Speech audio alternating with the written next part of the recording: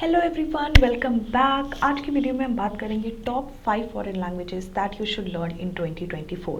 This process could be very intimidating, बहुत overwhelming process हो सकता है to make a decision which foreign language to learn. So I would simplify this process for you because you would investing your time and possibly your money in also into it. So it is very important to make that decision if you're somebody who is planning to learn a language and is confused. So I will simplify this process for you in this video. I will talk on different parameters to consider when you are deciding to choose a foreign language to learn, and I will also give you a few bonus tips by the end of this video, so do watch till the end. सबसे पहले हम बात करते हैं motivation और usefulness की. ये कोई पैरामीटर नहीं है, ये एक बहुत बड़ा पॉइंट है जिसके थ्रू हम आगे की चीज़ें बात कर सकते हैं. तो आपका मोटिवेशन क्या है एक फॉरेन लैंग्वेज सीखने का? How would it be useful if so हम इसको दो चीज़ों से समझ लेते हैं, एक पर्सनल गोल्स और एक professional goals. If you are learning a language from, if you have personal goals for it, for example if you want to travel to a country for long term or for permanent stay, or if you want to visit your relative, in the country and you want to learn the language of that country, or you want to learn it as your hobby. So ये सारे आपके personal goals होते हैं. Professional goals क्या हो गए? If you are learning a language to build your career in that particular language, so you would see how useful is that language from career point of view, from job prospects, from career growth. For example, I have built my career from out of foreign language. I had professional goal to learn a language. वैसे ही आपके personal goal भी हो सकते हैं, professional goals भी हो सकते हैं. So parameters to choose a foreign language for professional goals. तो बहुत सारे पैरामीटर्स हैं जिसमें हम जिसको हम कंसिडर करते हैं when we are choosing, when we are deciding to learn a foreign language. So economy of the target country. Economy क्या है, current as well as future. Trade क्या है दोनों कंट्रीज़ के बीच का. फॉर एग्जांपल हमारे केस में ट्रेड क्या है, इंडिया और जिस कंट्री को हम कंसिडर कर रहे हैं जिसकी लैंग्वेज सीखने की रिलेशन क्या है दोनों कंट्रीज़ की. जॉब अपॉर्चुनिटीज़ क्या है हमारी कंट्री में, इन our country. Challenges and difficulty level क्या है उस लैंग्वेज का. तो ये सारे पैरामीटर्स हम कंसिडर करते हैं, एंड ये सारे पैरामीटर्स प्रोफेशनल गोल्स के हैं. मैं पर्सनल गोल्स की बात नहीं कर रही हूँ. ये प्रोफेशनल गोल्स, अगर आपके प्रोफेशनल गोल है to learn a foreign language, so these are some parameters that you could consider while choosing a foreign language. So what are the top 5 foreign languages that you should learn. तो हम सबसे last से शुरुआत करेंगे, and then we would go to language number 1. So we would start from 5, 4, 3, 2 and 1. तो सबसे fifth पे जो फॉरेन लैंग्वेज है वो है स्पेनिश. सो हम इसके करंट इकोनॉमिक कंडीशन क्या है, फास्टेस्ट ग्रोइंग यूरोपियन इकोनॉमी रहा है 2023 में. थोड़ी इंस्टेबिलिटी ज़रूर रहे हैं, और future economic condition is also expected to continue the trend. But थोड़ा फोरकास्ट है कि इसकी ग्रोथ थोड़ी डाउनवर्ड हो सकती है कंपैरेटिवली 2023 के, but still it would be stable. दूसरी चीज़ की, Spanish is not only spoken in Spain but it is also spoken in USA, specially Latin America में. तो हम उस पॉइंट ऑफ व्यू से भी समझेंगे कि स्पेनिश लैंग्वेज हमारे लिए कैसे यूज़फुल हो सकती है. तो अब हम इसके ट्रेड और रिलेशन की बात करते हैं. तो स्पेन इंडिया का 7th लार्जेस्ट ट्रेडिंग पार्टनर है इन द यूरोपियन यूनियन, और because Spanish language Latin America में भी बोली जाती है. सो इंडिया और अमेरिका का भी has good trade and strong bilateral relations है, और रिलेशन बिटवीन इंडिया और स्पेन का भी काफ़ी कॉर्डियल रहा है. तो Spain is one of the leading countries in the world generating renewable energy. So India could really benefit, from Spain's expertise in these two areas, in renewable energy and smart sustainable cities. So इन सारी चीज़ों में India और Spain का trade है और relations काफ़ी cordial रहे हैं. अगर हम जॉब अपॉर्चुनिटीज़ की बात करें तो आईटी कंपनीज़, बीपीओ, अगर आपको इंडिया में पता होगा कि जितने भी आईटी कंपनीज हैं बीपीओ, उनके मेजॉरिटी क्लाइंट्स जो हैं वो यूएसए के हैं. So Spanish language, definitely Spanish language की जॉब अपॉर्चुनिटीज़ है इंडिया में. अगर हम डिफ़िकल्टी लेवल की बात करें तो बहुत इजी है स्पेनिश लैंग्वेज. कोई चैलेंज नहीं है, there is absolutely no challenge. So I have categorized easy as the difficulty level of the Spanish language. चौथी लैंग्वेज है जापानीज़. सो जापानीज़ की करंट इकोनॉमिक कंडीशन क्या है? जापानीज़ का करंट इकोनॉमिक कंडीशन थोड़ा स्लो है. Future economic condition chances of improvement है, because Japanese is world's third largest economy है, you know. So it has maintained its position and it is also one of the leading countries in the world when it comes to manufacturing. Electronics हो गया, electrical appliances हो गया, infrastructure हो गया. So probability कि chances of improvement है Japanese के economic condition का डेफिनेटली. अगर हम ट्रेड और रिलेशंस की बात करते हैं तो Japan is India's 14th largest trading partner as per the recent data of financial year 2022-23 के. अगर हम फाइनेंशियल ईयर 2022 और 23 के रीसेंट डेटा को देखते हैं तो जापान इंडिया का 14th लार्जेस्ट ट्रेडिंग पार्टनर है. एंड इंडिया और Japan have also signed a memorandum of cooperation MOC last year July में to collaborate in the fields of semiconductor. ठीक है, तो इंडिया और जापान का ट्रेड काफ़ी अच्छा है और both the countries share special strategic और ग्लोबल पार्टनरशिप भी दोनों कंट्रीज़ का काफ़ी अच्छा है. And also both the countries share strong cultural ties which is based mainly on Japanese Buddhism. तो अगर बहुत किसी को नहीं पता है तो जो Japanese Buddhism है, it is widely practiced even today in Japan. So those who don't know, Buddhism was spread from India to Japan in ancient times. Ancient times में Buddhism India से Japan में spread हुआ था and even today it is practiced very widely. अगर हम job opportunities की बात करें, ये आप पिक्चर देख सकते हो हमारे प्राइम मिनिस्टर और प्रेसिडेंट ऑफ जापान का, यू नो, शोइंग कि उन आपस के जो रिलेशन है वो काफ़ी कॉर्डियल है इंडिया और जापान का. सो जॉब अपॉर्चुनिटीज़ की अगर बात करें तो Japanese companies are expanding Indian operations. काफ़ी जापानीज़ कंपनी है इंडिया में. मारुति है, सोनी है, टोयोटा है, होंडा है, तोशिबा है. सो जापान का जो इंटरेस्ट है ना इंडिया में, it is increasing. Why? Due to variety of reasons. जैसे India's big and growing market is one of the reason why Japan's interest is growing in India and its resources, especially the human resources. So this interest would definitely result in generating jobs for foreign language users. So अगर हम difficulty level की बात करते हैं तो I have categorised it as very difficult because Asian languages are very difficult to learn. उनकी scripts थोड़ी अलग होती हैं बिकॉज डिफरेंट रूट्स से होती हैं. सो उनकी language it is a bit difficult to learn and hence there is less competition for job positions in सारे languages में competition कम हो जाता है. थर्ड लैंग्वेज जो है वो है फ्रेंच लैंग्वेज. सो फ्रेंच लैंग्वेज की करंट इकोनॉमी क्या है और फ्यूचर इकोनॉमी क्या है? सबसे पहले तो French is second most widely spoken foreign language है, also because of its colonial history. Its colonial history has a role to play in it, and it is second most widely spoken foreign language in Europe, and it is considered as a language of romance. तो हम इसकी current economy और future economy की अगर बात करें तो current economy high inflation है डेफिनेटली, बट इकोनॉमी स्टेबल है. और फ्रांस भी 7th वर्ल्ड्स लार्जेस्ट इकोनॉमी है और यूरोप का फ्रांस सेकंड लार्जेस्ट इकोनॉमी है. एंड फ्यूचर इकोनॉमी भी फोरकास्टेड है which is set to grow moderately. तो फ्रांस की भी economy economic activity will strengthen gradually with a more robust global expansion because France is major economic powers of the world.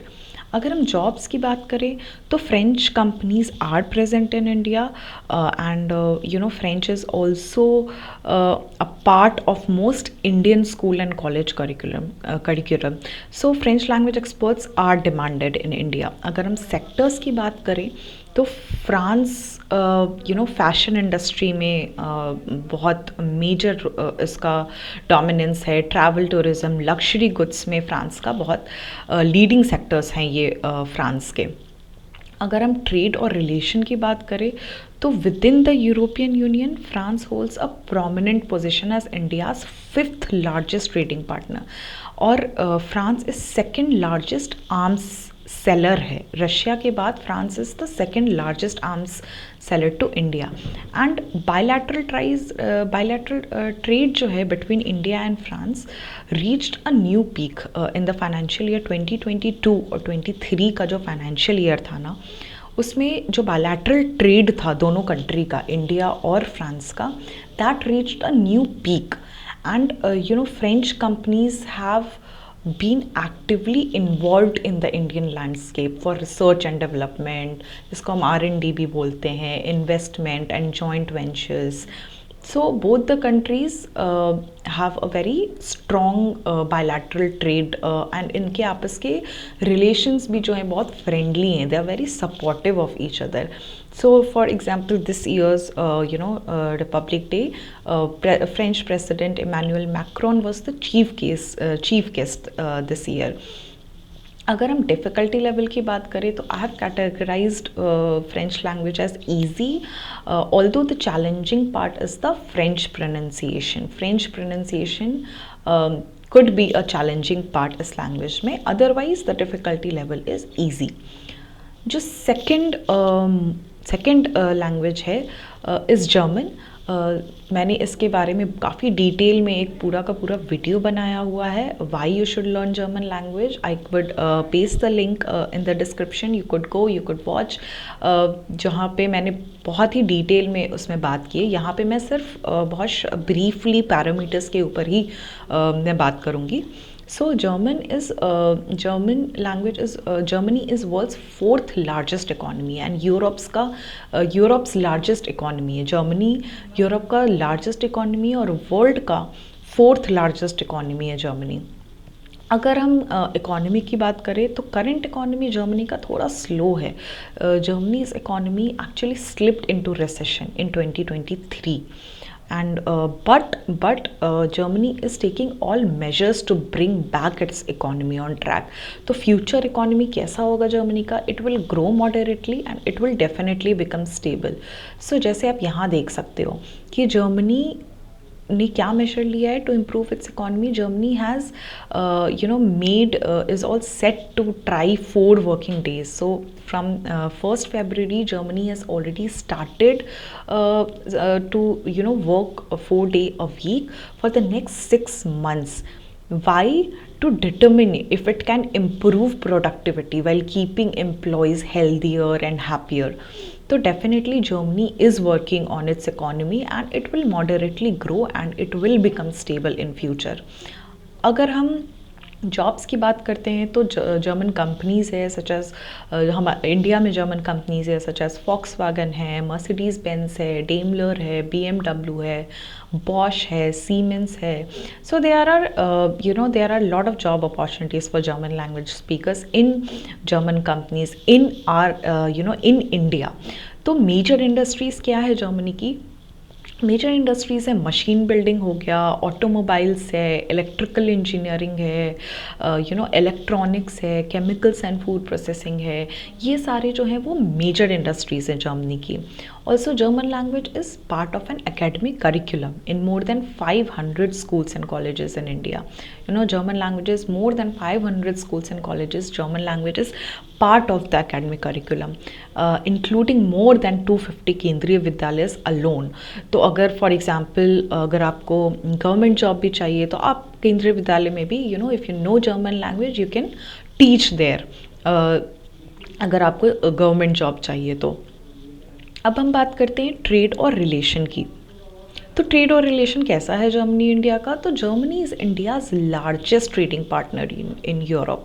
Bilateral relations जो है between India and Germany are strong due to commercial, cultural हो गया, technological cooperation की वजह से जो bilateral relation है दोनों कंट्री का वो काफ़ी अच्छा है। And Germany's development cooperation with India remains a major component. इनके बायलैटरल रिलेशन का सबसे मेजर कॉम्पोनेंट है because Germany is supporting India on lot of development, developmental projects. बहुत जर्मनी का बहुत कॉपरेशन है, बहुत सपोर्ट है वहाँ इंडिया को। अगर हम डिफ़िकल्टी लेवल की बात करें, so I have categorized German language as medium difficulty level है, but grammar is challenging and tricky. So German language का ग्रामर थोड़ा चैलेंजिंग है, थोड़ा ट्रिकी है। सो ये है, but the difficulty is medium if you are really if you're really into it, if you really work hard, so you will definitely find it easy. First language जो है वो Chinese है। So China is the second largest economy in the world. ठीक है, current economy भी quite stable है China की, और फ्यूचर इकोनॉमी भी will be stable as China is the manufacturing hub है। China has always been hungry for growth and has always wanted to be a superpower. So China की economy quite stable है currently भी, और future भी इसका most probably stable ही रहेगा। अगर हम जॉब्स की बात करें तो China is India's largest source of import which further generates job for Chinese language experts. ठीक है, तो इट्स इम्पोर्ट और export business in India is very famous and a lot of Chinese products are still used here. तो because it is largest source of import, तो definitely job generation होगा और Chinese language experts की ज़रूरत भी पड़ेगी। Sector जहाँ पे इसका लीडिंग रोल है वहाँ है मैन्युफैक्चरिंग हो गया, सर्विस सेक्टर हो गया, इम्पोर्ट एंड एक्सपोर्ट हो गया। So India is highly dependent on China for non oil imports. However अगर हम ट्रेड और रिलेशन, सो ट्रेड और रिलेशन जैसा कि मैंने बताया कि इंडिया का जो trade relation with China are very significant because China has been India's largest source of imports for the past 15 years. ठीक है, तो India is highly dependent on China for non oil imports के लिए। अगर हम इनके रिलेशन की बात करें तो over the last few years relation between the both countries are not so good, have soured following the border issue. उनके आपस के जियो पॉलिटिकल डिफरेंसेस हैं and it could impact the trade in future. It could because उनके आपस के differences हैं India और China का। डिफ़िकल्टी लेवल की अगर हम बात करें तो डिफ़िकल्टी लेवल वेरी हाई है because it is world's toughest language. Also when we speak of the demand, we also need to understand the supply side. So ज़रूरी नहीं है कि because of China's presence in trade, but the difficulty in learning is also there. जो कि difficulty level इसका मैंने very high categorise किया है, इसका डिफ़िकल्टी लेवल बहुत ज़्यादा है। हेंस जिनको भी चाइनीज़ आता है या पीपल नोइंग चाइनीज़ बहुत कम है, इसीलिए जिसकी वजह से इसका इसका demand which makes it very demandable, which makes it very highly paying. तो चाइनीज़ लैंग्वेज इज़ डेफिनेटली जो भी जिनको भी चाइनीज़ लैंग्वेज आती है they are highly paid because it is a very difficult language to learn. So bonus tips, set priorities. मैंने इतने सारे पैरामीटर्स की बात की है, they rank the key factors. अब आप इतने सारे पैरामीटर्स की मैंने टॉप 5 लैंग्वेजेस की बात की है। So but still what are the bonus tips I would give you? Set priorities, rank the key factors. इन सारे पैरामीटर्स में what is important to you for example you may value usefulness and career benefits over difficulty level. ठीक है, तो जैसे for example अगर Chinese language आपके कुछ प्रोफेशनल गोल्स हैं जहाँ पे उसके चाइनीज़ लैंग्वेज आपके प्रोफेशनल गोल्स में फिट बैठ रहा है, बाकी पैरामीटर्स में फिट बैठ रहा है बट डिफ़िकल्ट है, तो you could always value your usefulness क्या है आपका, आपके करियर बेनिफिट्स क्या हैं जो भी आप आप सोच रहे हो उसके करियर बेनिफिट्स क्या हैं, अगर if that is more valuable तो you could always ignore the difficulty level. तो आप use your priority order to guide your decision लेने वक्त आपके क्या क्या प्रायोरिटीज़ हैं वो आप जॉट डाउन कर लो, अपनी प्रायोरिटीज़ देख लो और डिसाइड कर लो कौन से पैरामीटर्स हैं जो आपके लिए ज़्यादा यूज़फुल हैं. दूसरी बोनस स्टेप ये है कि mix it up and stay flexible. ठीक है, you do not have to restrict to just one language, you can always learn multiple language. And you know, your interests, your travel plans, आपकी career path will evolve over time. ठीक है, तो try to choose a language that will serve you, that will be useful to you in the long term, and always stay flexible because you can always adjust course down the road. ठीक है, आप you know multiple languages learn कर सकते हो and you should also stay flexible because your interest, आपके career path, it is more likely कि वो evolve होगा अगर बाद में, तो तब आपको सोचने की ज़रूरत नहीं पड़ेगी. So I hope all of these information will help you, making a decision of which language to choose and how to choose. If you have watched till the end of this video, you know the drill. Like, share, and subscribe. Please press the bell icon to subscribe this channel so that you could get more of these videos and you could get more of me. I will see you in the next video. Bye.